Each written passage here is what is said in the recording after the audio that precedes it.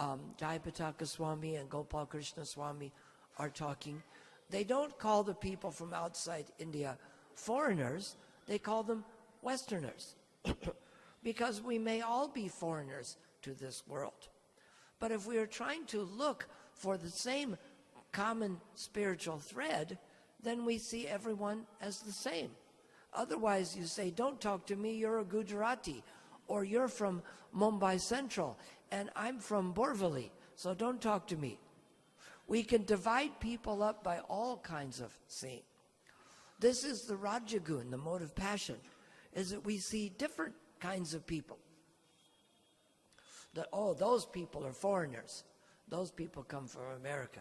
Those are Africans. Those are darker people. And which ones are Indians, lighter or darker?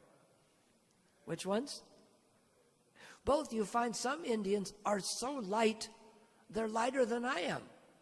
You find some Indians, particularly in South India, that are darker than the African people. So you can't say the Indians are either light or dark, right? But do we divide them that way? Do we put the dark ones here, medium ones here, light ones there? This is the way they expected it to be done in South Africa, was that whites were one group, Indians were another group, and blacks are another group. And it was illegal to mix these people. And in South Africa, I did this, and I got arrested for this. I was thinking, just like today, I didn't have as much chance to prepare for a class. I was asked to give a class. And when we give a class, it gives us an opportunity to depend on Krishna. When I was in South Africa, one time the government officials wanted to throw me out the 13-story window. Another time the thieves had the gun at my head and they were arguing about whether to shoot me or not. Now these are opportunities to surrender to Krishna, and that makes them good, right?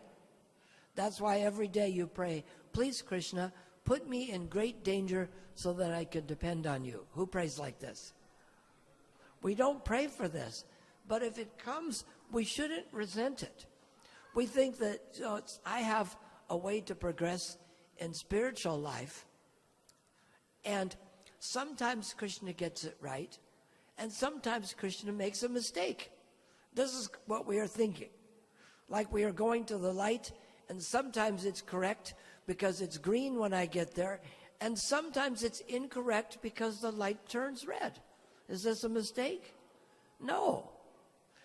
The problem is we think that we are the controller and we are the center, and we are judging everybody based on our material condition.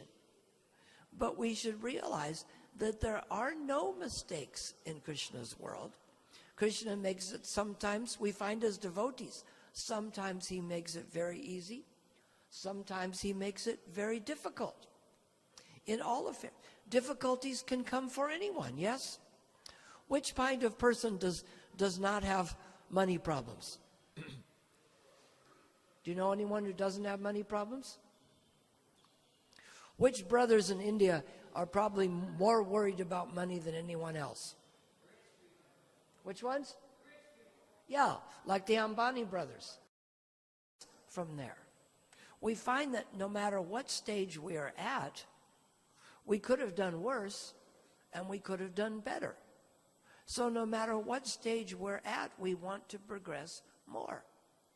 This is why Lord Rama says that the person who says, from this day forward, I am yours, and asks me for the courage to surrender to him. Because every day we are at the chance to either engage in Maya or engage in Krishna's service. This is something that we need to do no matter what stage of life we're at. Krishna teaches us in Bhagavad Gita, there are 4 kinds of people who surrender to me. One kind is in looking for knowledge of the absolute truth. Someone else is inquisitive. Someone else is in distress. Someone else is in need of money. But if the point is to surrender to Krishna, why do we study these 4 kinds? Why don't we just tell people to surrender to Krishna? Does anyone know why we study them? Yes.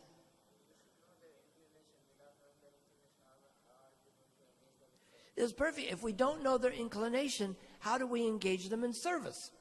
Like Prabhupada says, if you're sick, you can go to the medical store and the medicine you need is there. You say, I'm sick, I need medicine, and they just give you medicine. Sometimes they do this, but this isn't the proper way, right?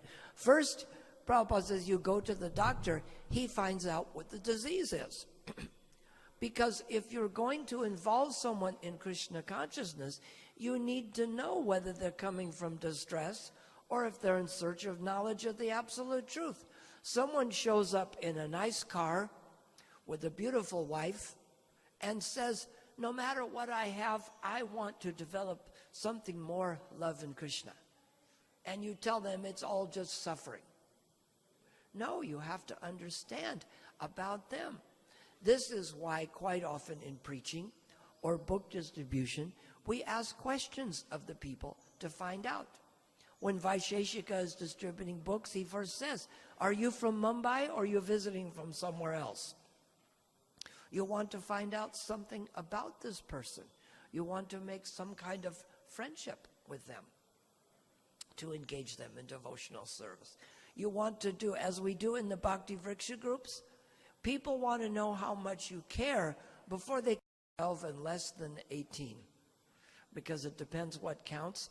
But now they seem to have so many temples there. And for so many years, Mumbai was way ahead in book distribution.